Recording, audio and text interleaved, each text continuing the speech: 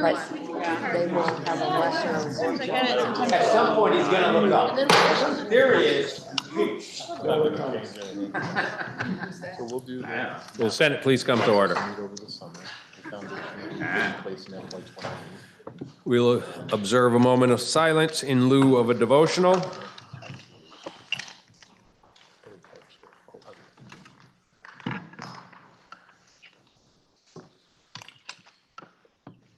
Thank you. Are there any announcements? Senator from Washington. Thank you, Mr. President. I rise on a point of personal privilege. Today marks a significant anniversary for many people in this state and for those of us who were here in 1999. And we had a resolution, but it didn't get timed exactly right. So I would like to read from the resolution and then offer some personal reflections without objection. On December 20th in 1999, the Supreme Court issued the landmark decision on Baker versus Vermont, holding that the exclusion of same-sex couples from access to the benefits and rights of marriage licenses under Vermont's law violated the Common Benefits Clause of the Vermont Constitution. The court allowed the General Assembly to find a solution. And the unwritten kind of subtext was, if we couldn't, they would, and we knew all they had was to allow marriage. And you have to remember the context of that time. We were being asked to change laws that reflected long-held social and religious values as to the legitimacy of same-sex relationships. It was highly emotional, to say the least. At one point, my mother called up and said, your sister just called and they're interviewing someone on CNN and there's a target behind him and she says your picture is on it. Is that true? And I said, probably, but not to worry, he's harmless. I have a box in my attic that my kids harass me about on occasion because I saved my hate mail, as they call it. There were lots of nuts and bolts. It's a rather heavy box. This was before email, believe it or not. So things came in the form of letters, and they came from all over the country. They came in phone calls. After that year, I no longer gave out the phone number of my employer because I worked in an adult day. We had a mentally challenged young woman who was volunteering to answer our phones, and they totally overwhelmed her and the office to the point where it was a safety hazard given the people we dealt with. The legislature convened. Bill started in the House, and I would like to recognize that Tom Little, who chaired the Judiciary Committee in the House, Bill Lippert, Alice Nidka are all here. We are all survivors of that. At least Bill and I are survivors of a very emotional public hearing in St. Albans. It's one of the few times I remember being concerned for but more especially Bill's safety at the hearing. It was that kind of emotional. Walt Freed, who was a Republican, was the Speaker of the House. And when the bill hit the House, people were told, this is not a partisan issue. This is a Supreme Court. We understand there's, opinions on both sides, and work it through. And the House did, and they sent us what was a very good bill that is essentially the civil unions that we have today. By the time the bill came to the Senate, it had been politicized. And there were members in the other body who voted thinking they weren't going to be targeted by their parties, who found out they were, and they lost their seats. And it came here, it was, again, highly political issue. But we persevered. I was on the Judiciary Committee. Senator Sears was the chair. We were continuing to try and find some middle ground, something that the middle could live with, that, you know, the largest number of people could say, okay, we can live with this. And we were striving to find that. I was sent to the public hearing in St. Albans. It was frightening. After that time, I always carried my dog, who at least had big ears like a German Shepherd, but I didn't go out to any meetings without the dog in the back seat. And I remember coming in the next morning and saying, there's no middle ground. There's, you know, we just need to do this. We need to do the best job that we can. And so on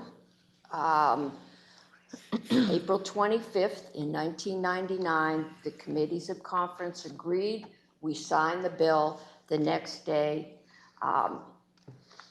Governor Howard Dean signed the legislation, and Vermont became the first legislature, the first state to recognize civil unions. I don't know, it's 3-5 years later, several years later, we did gay marriage and it went through without a ripple. All the terrible things that people thought would happen. I don't know how many times I was told that downtown Montpelier would look like Provincetown, Mass. if we did this. It didn't. And so that is the anniversary we are celebrating today. It marked probably one of our first times in the state of Vermont recognizing and protecting the rights of all its citizens, regardless of their gender or sexual orientation. And I think the remembrance I would like to share, and I have found helpful during today's very contentious, very emotional, we have seen a series of, personal privilege speakers this past few weeks. So far, we have not had groups praying and circling the State House, but it is definitely a highly contentious time. I always think back to the public hearing. We had a public hearing, House and Senate Judiciary. I don't remember the date, but I remember it was cold, it was dark, and it was snowing heavily. And the State House was packed. Busloads were brought in of people. And as people came through the doors on either end, there were people greeting them and handing out stickers, red or blue, pro or con. And that was also before Zoom. And so we couldn't accommodate everyone in the House chamber. We couldn't use the cafeteria because that was the emergency escape route, and it was lined with state police officers in case things got dangerous. We did pipe, I believe, closed circuit TV into room 11. So I made my way through the halls slowly because they were packed. There were people sitting on the floor eating pizza. Don't tell David Sheets. But it was crowded. It was a highly emotional hearing. We did one pro, one con. At one point, it was a woman that was getting very vocal. She happened to be one of our local, well-known mental health people. Our lone police officer in those days, Dave, just said, just let her talk, she'll be fine. She did, she was, and that was the only disturbance that we had. We ended the meeting, we never needed the escape route, and as I was leaving out that door, the blue tags and the red tags were all out there, and they were all helping each other dig their cars out of the snow, because at that point, I think there was close to a foot of snow. And I think it's always good for us to remember as we go through these other times that we are all human, we are all subject to being snowed in, and we all need each other to help us dig out. And so, Mr. President, I would today like to recognize all of those people who risked, and many of them lost their political position to move Vermont forward. We were the first state to do this, and it was a momentous time. Thank you, Mr. President. Are there any further announcements? Seeing none.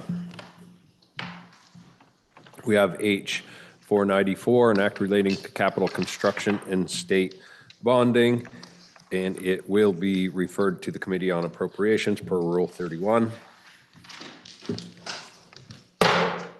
Orders of the day. We have S28 was passed by the House with proposal of amendment. The question is, shall the Senate concur with the House proposal of amendment? Let's see, Senator from Chittenden. Thank you, Mr. President.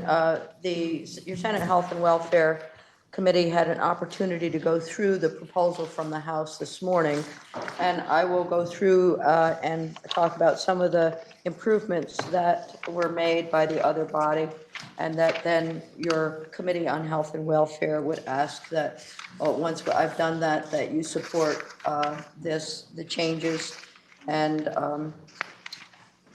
send it where it needs to go for final action. So as you look at S28, this is the bill with respect to legally protected healthcare activity. There were changes that were made in several of the sections that have some judicial relationships. So we asked Judiciary also to review sections 1, 5, 6, and 13. And I believe that has happened. So there may be questions there for folks.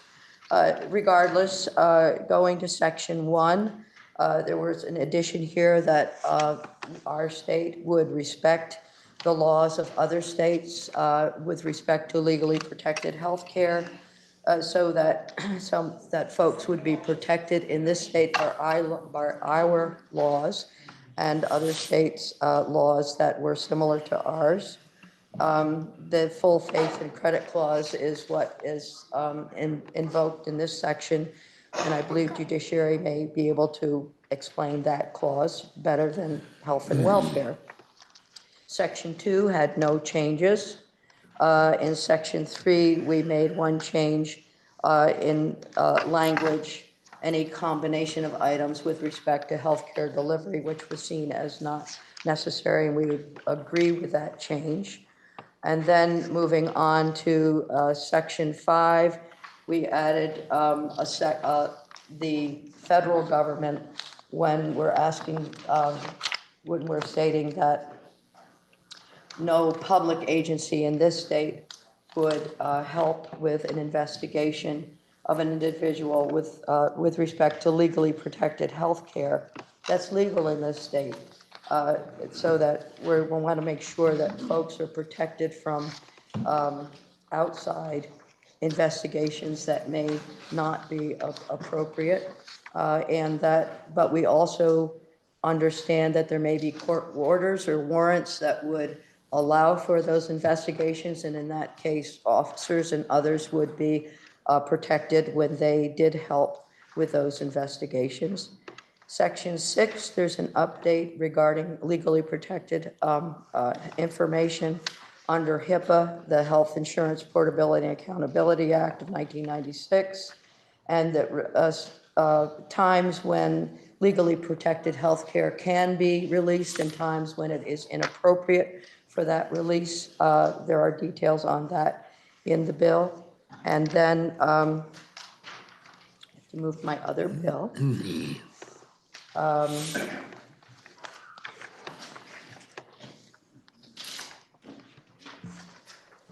Then in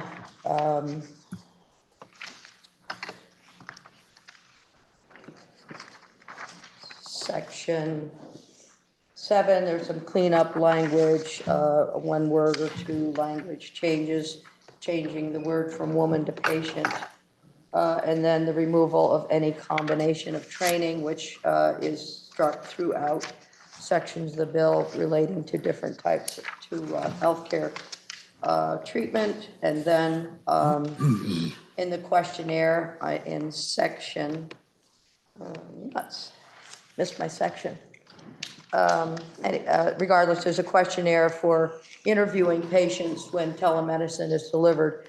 And the House clarified that the questionnaire would be developed in consultation with healthcare providers and with clinically appropriate expertise. That seems really important. And then continuing on in section 11, we made some suggestions, again, regarding that questionnaire, the same language. And then there's some language that's struck in section 11 as well, because we have changed that language previously. In section 12 is a section that relates to pharmacists. So as you recall, we allowed for pharmacists to remove the name of a practitioner when specific types of pharmaceuticals are being prescribed. So this clarifies that pharmacists are protected, but also that allows for pharmacists to on request from the practitioner, to remove the practitioner's name, but both on the bottle of drugs, but also on any bag or other label that goes along with the drug. And it also protects the pharmacist from legal action when that happens. Then that is it. There's some language struck at the end, which also conforms with the previous language on any combination of training. So overall, what we see coming from the other body are improvements to the bill, and really support the SHIELD bill work that we have done in the past and continue to do on legally protected reproductive health care in our state. So we ask that we concur with the House proposal amendment. Mr. President, thank you. Senator from Wyndham. Thank you, Mr. President. We, Senate Judiciary, did review this bill. We did not have it officially in our jurisdiction, or possession rather, but, and so as a result, we don't necessarily have a position on the bill. We did review the issues related to comity, in other words, the relationship between states and respecting other states' laws and judicial orders. We also reviewed issues related to immunity.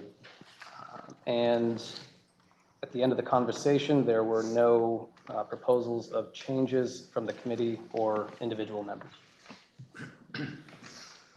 Are you ready for the question? The question is, shall the Senate concur with the House proposal of amendment? Are you ready for the question? If so, all in favor say aye. Aye. All opposed, nay. The ayes have it, and the Senate has concurred with the House proposal of amendment on S-28.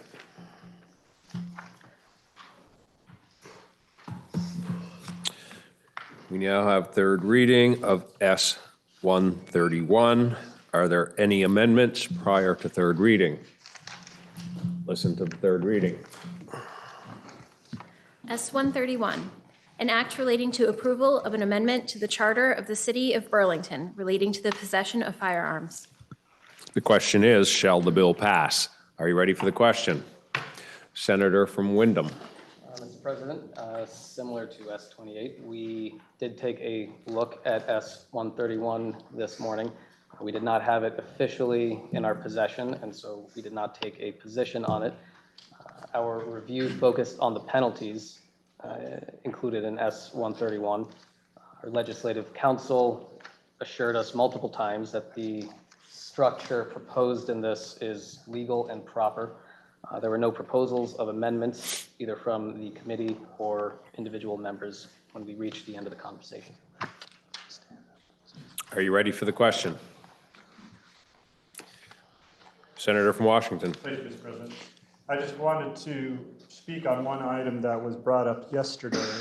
One of the senators gave an opinion that to vote for this bill would be counter to the oath of office that we took on the first day that we were here.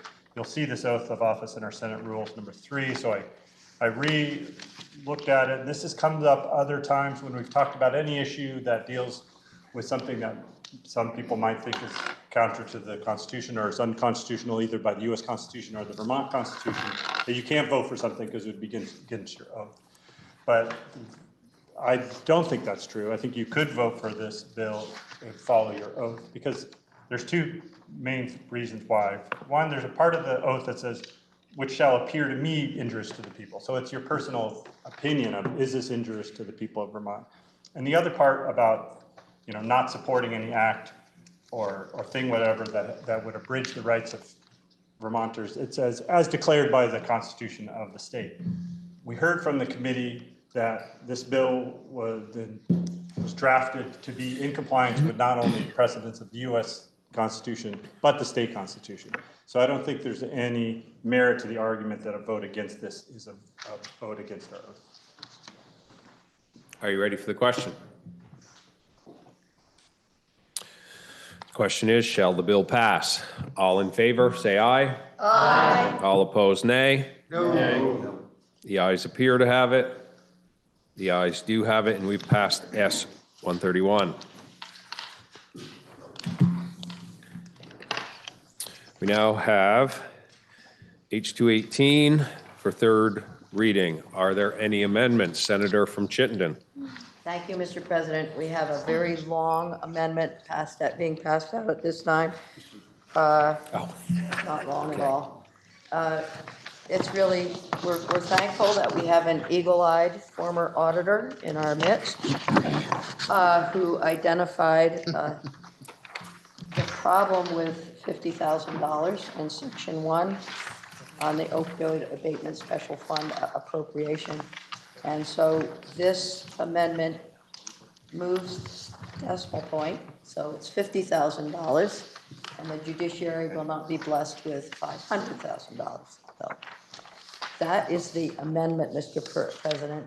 If it hadn't come to us from the House and it were Senate language, the Senate secretaries informed me that we could have changed it as a technical correction. But because it's House language, we need to have a full amendment. So I ask the Senate to approve this amendment. Thank you, Mr. President. The question is, shall the Senate approve the amendment as offered by the senator from Chittenden? Are you ready for the question? If so, all in favor say aye. Aye. All opposed, nay. The ayes have it, and we have accepted the amendment. Are there any further amendments to be offered prior to third reading? Listen to the third reading. H 218, an act relating to fiscal year 2026 appropriations from the opioid abatement special fund. The question is, shall the bill pass in concurrence with the proposal of an amendment, of the amendment? Senator from Addison. Thank you, Mr. President. Yesterday, when I was talking about the work of the opioid settlement committee, there was a question about the metrics and whether or not the funding that we've used to help abate the opioid epidemic had been successful. And I mentioned that there was data about the decline in opioid overdose deaths over the last few years. And I just wanted to present a few numbers for the Senate. In the year 2022, which is the year that the opioid settlement abatement fund came into play, and we in the legislature established the fund and the advisory committee, there were 244 deaths from opioid overdoses in the state of Vermont. That was a high. That was the highest that there had been. They've been increasing every year since 2019, and the pandemic really increased the number of opioid deaths because a lot of people were using alone. And when people use alone, they're more likely to overdose because there's nobody there to help them. And then in 23, which was the first year we had the opioid settlement funds in use, there was a decline down to 236 deaths. And then this past year, another sharper decline down to 181 deaths from opioid overdose.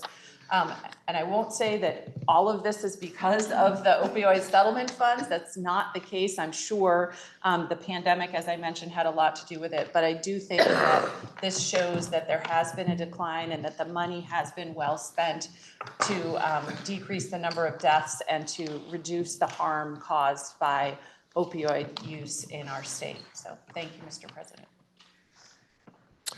Are you ready for the question? The question is, shall the bill pass in concurrence with the proposal of amendment? If so, all in favor say aye. Aye. All opposed, nay. The ayes have it, and the Senate has passed in concurrence with the proposal of amendment H 218.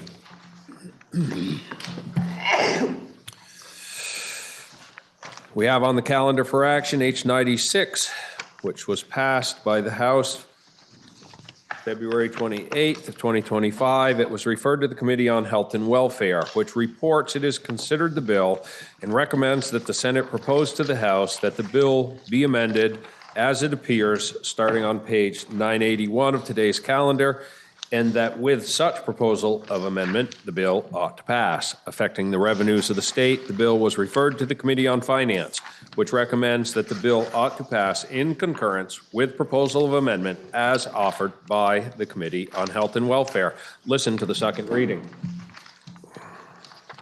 H 96, an act relating to increasing the monetary thresholds for certificates of need. I recognize the Senator from Orleans District, Senator Douglas, for the report of the Committee on Health and Welfare. Thank you, Mr. President. On my last bill report, I didn't have a speech, but I saw so many other senators having so much fun with their speeches on the floor, so I wrote one. See that? All right. Mr. President, I have a report on H 96, an act related to increasing the monetary thresholds for a certificate of need. The bill aims to modernize and strengthen Vermont's healthcare system by addressing the certificate of need application process, which is a significant and long-standing barrier to the expansion of state healthcare. Vermont's CON process, certificate of need, CON, love it, as it currently stands, places a heavy regulatory burden on healthcare providers seeking to expand or improve services. It regulates building new facilities, adding beds, acquiring updated medical equipment, and more by requiring providers to first obtain state approval from the Green Mountain Care Board. Vermont faces some of the longest wait times in the country for both primary and specialty care, but because of the current CON process, providers who want to serve their communities face regulatory barriers. This bill does not propose the elimination of all oversight for the CON process, but it recognizes that our current system is outdated and it brings deregulation to a process that sorely needs it. It strikes a better balance, protecting patients, promoting quality, but also encouraging competition, innovation, and timely access to care. And it follows the lead of other states who've led the way, rolling them back. My hope with H 96 is that we'll not only see increased investment in healthcare infrastructure and more choice for patients, not only is it costly to open a healthcare facility, but facing this hurdle makes it worse. So I have a section by section from Ledge Council. It is a strike through what we have. So section 1, and I can go into more detail in the bill itself. There are some numbered thresholds which we can mention, or you can see them on page 981. Section 1 aligns certificate of need jurisdiction triggers for hospitals and other healthcare facilities. It increases monetary thresholds for when a CON is required for a healthcare project or purchase. I know one of them is going from $1.5 million going up to $10 million. And just as a side note, we had 2 similar bills in health and welfare that did not come over from the House. I think it was S10 and S something. Section 2, exclusions from CON requirements, adds new exclusions from the CON requirements for fully depreciated medical equipment, which I believe was a request from the hospitals, ground ambulance services and emergency medical equipment and supplies, and then new services or construction projects that are owned or operated by the state of Vermont or funded in whole or substantial party by a contract or grant from the state of Vermont, but notice is required to the Green Mountain Care Board. Section 3, I'll slow down a little bit. Effective on passage, but for the CON applications already on process on that date, If anyone has been granted interested party status, the application process will continue under the thresholds that were in place when the application was filed previous to the passage of this bill. And if no one has been granted interested party status, the applicant may withdraw their CNON application and proceed with the project. This bill very broadly, very strongly aligns with your Senate Committee on Health and Welfare's goals of expanding access to healthcare, but especially primary care access, and trying to get healthcare out of the hospitals where it's more costly and try to get into more community-based approach. So your Senate Health and Welfare Committee voted 5-0-0 on this bill from the House, and we ask the Senate support and concurrence. Thank you. I recognize the senator from Chittenden Central, Senator Gulick, for the report of the Committee on Finance. Committee on Finance looked at the bill and discussed the fact that the Green Mountain Care Board typically receives some fees for certificates of need. Because there are going to be fewer fees paid, there will be a de minimis reduction in the cost because they're going to be able to reduce their workload as well. So as it says in our calendar, our committee recommends that the bill ought to pass in concurrence. And again, we found the fee implications to be de minimis. Thank you, Mr. President. And it was 7-0-0. Thanks. The question is, shall the Senate propose to the House to amend the bill as recommended by the Committee on Health and Welfare? Are you ready for the question? If so, all in favor, say aye. Aye. All opposed, nay. The ayes have it, and you've proposed to the House to amend the bill as proposed by the Committee on Health and Welfare. Now the question is, shall the bill be read a third time? Are you ready for the question? If so, all in favor, say aye. Aye. All opposed, nay. The ayes have it, and we've ordered third reading of H 96.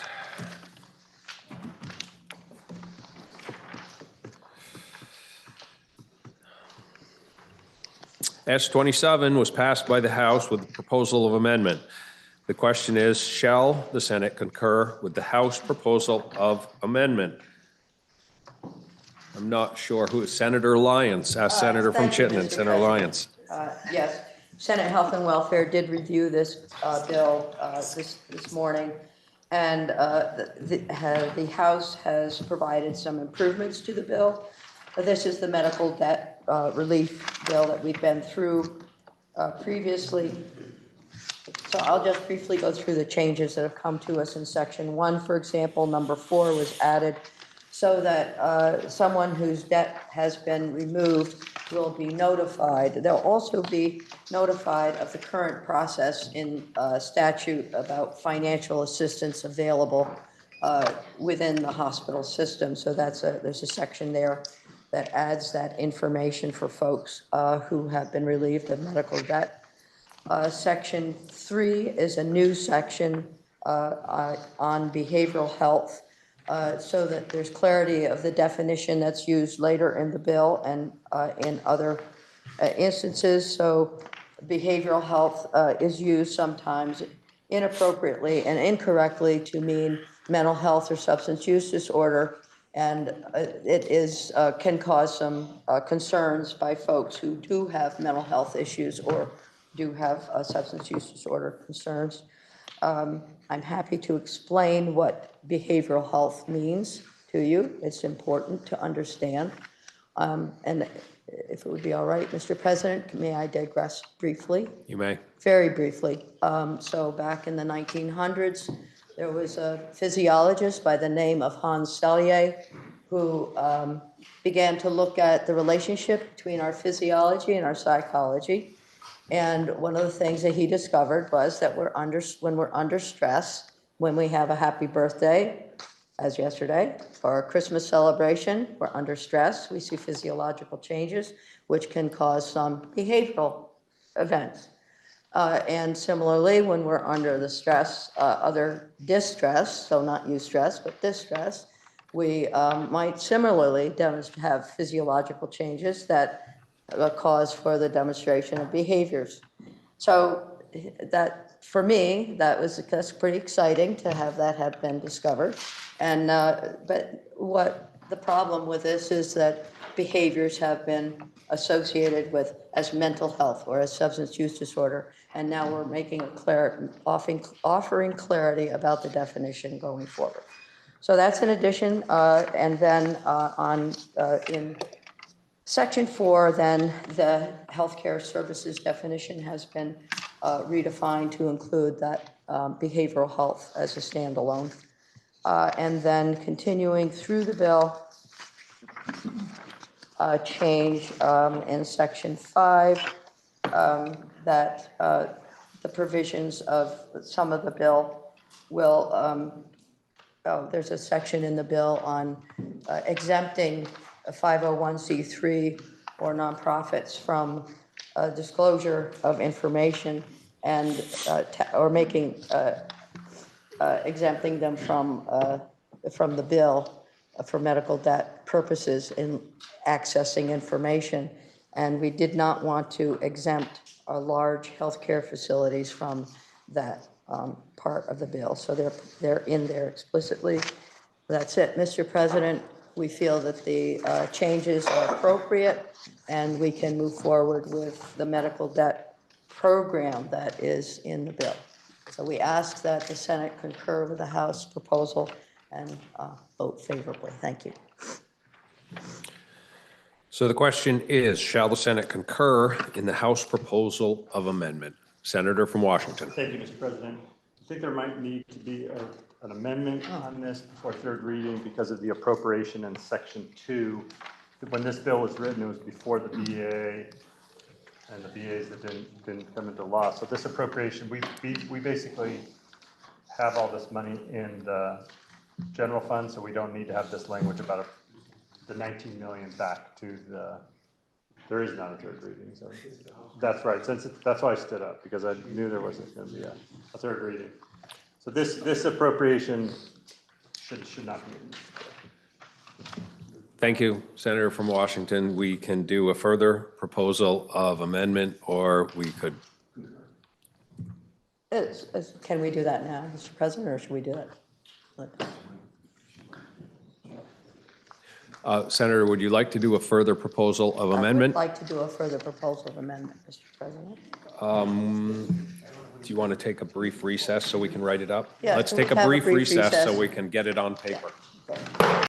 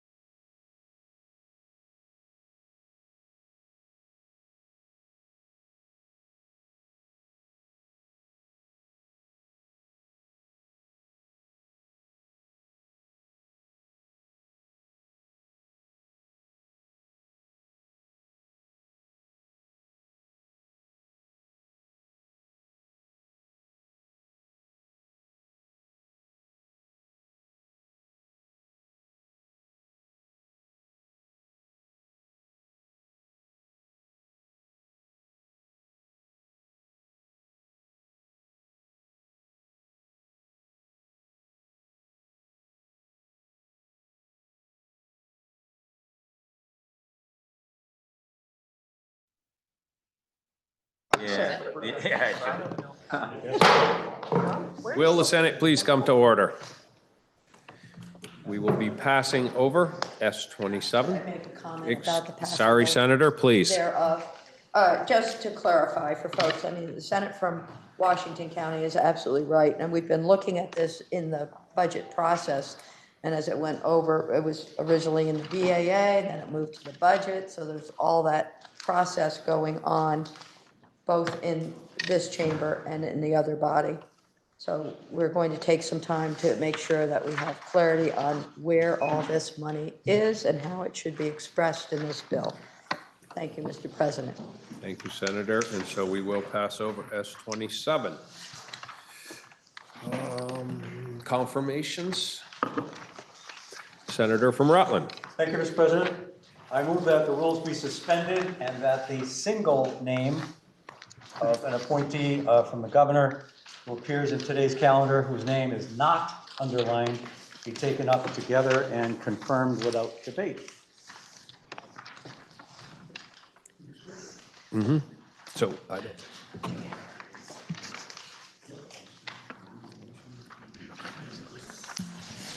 What's this one? I don't have that one. Senator from Rutland has moved that the rules be suspended and that all gubernatorial appointees who appear in today's calendar, whose names are not underlined, be taken up together and without debate, and that they be confirmed by the Senate. Are you ready for the question? If so, all in favor, say aye. Aye. All opposed, nay. The ayes have it, and the motion carries. Another appointment, okay. We have.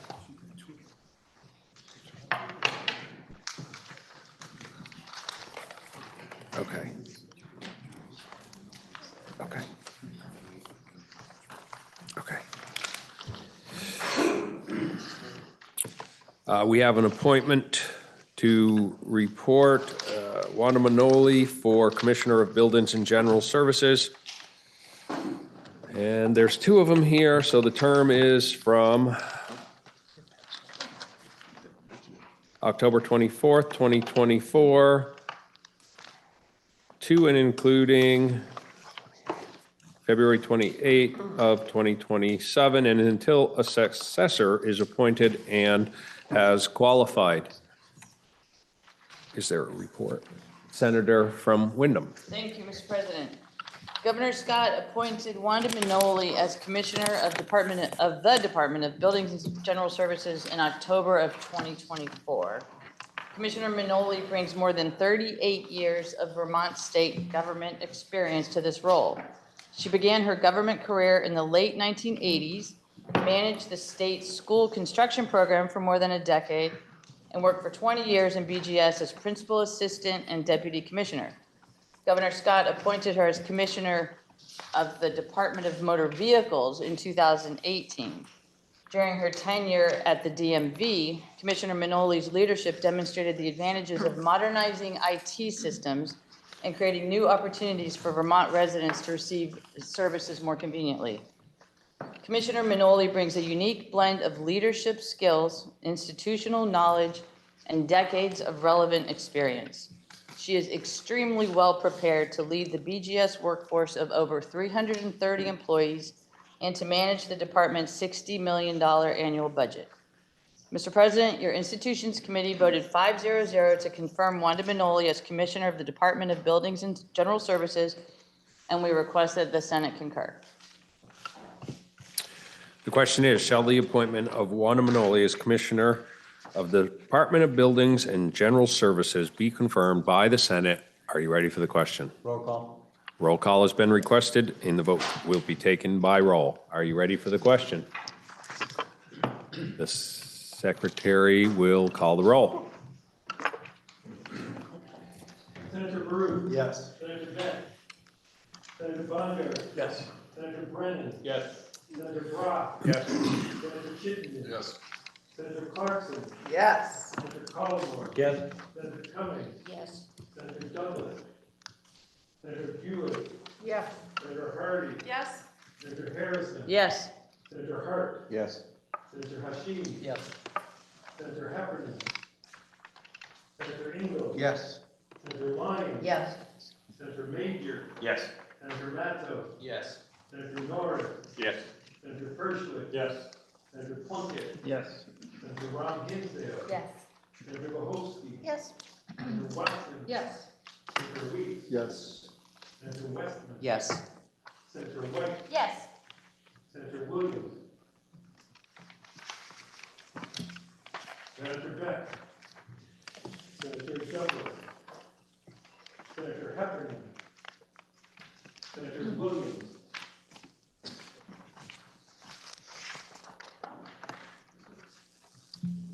The ayes 26, the nays 0. The ayes have it, and you have confirmed Wanda Manoli as the Commissioner of Buildings and General Services. Is that it? That completes the orders of the day. Are there any announcements? Senator from Chittenden Central. I move that the earlier remarks from the senior senator from Washington County or District be journalized. Thank you.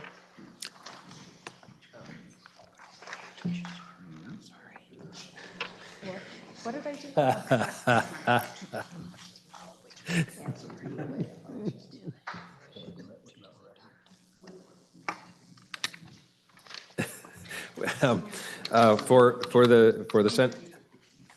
For this, okay, we're going to take a quick recess.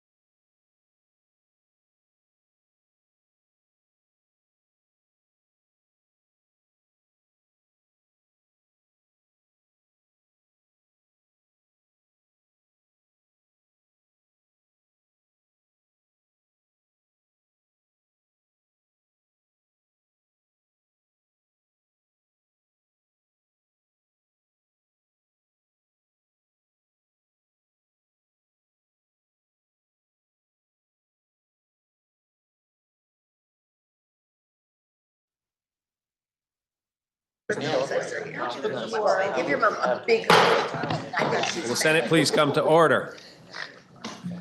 The question is, shall the Senate journalize the comments earlier from the senior senator from Washington? Are you ready for the question? If so, all in favor say aye. Aye. All opposed, nay. The ayes have it, and the Senate's moved to journalize the remarks of the senator from Washington. Are there further announcements? Senator from Washington. The Senate Appropriations Committee will meet at 2:02. Senator from Washington. Thank you, Mr. President. Senate Finance will meet at 1 o'clock. Note the unusual time. We have a lot of holdovers from yesterday. Senator from Rutland. Thank you, Mr. President. Senate Government Operations will also meet at 1. Senator from Bennington. Mr. President, the Education Committee will meet at 1 in room 11 for joint hearing with the House Education Committee. Senator from Wyndham. Thank you, Mr. President. Senate institutions will meet 15 minutes after the gavel for a quick check-in. Senator from Windsor. And I'm happy to report there is some additional birthday cake available in the cloakroom. Thank you all. Are there further announcements? Senator from Chittenden. Mr. President, just to add to the announcement of my colleague, the Chair of Senate Education, from 1 to 3 p.m. today, unless we end early, we are having a hearing with students from across the state who have been following the education reform proposals and want to share their perspectives from their unique life horizon and geography. And so you probably have constituents in the building who are active, engaged young people, and we encourage you to drop in. They also, many of them are meeting now at lunch in room 11 to do some workshops and leadership skill building from around the state, which I think is really lovely. Are there any further announcements? Senator from Chittenden Central. Thank you, Mr. President. Pending any further announcements, I would move that the Senate stand in adjournment until 9:30 a.m. Tuesday, April 29th. Senator from Chittenden has moved that we adjourn the Senate stand in adjournment until 9:30 a.m. Tuesday, April 29th, 2025. Are you ready for the question? If so, all in favor say aye. Aye. All opposed, nay. The ayes have it, and we'll stand in adjournment until 9:30 a.m. Tuesday, April 29, 2025.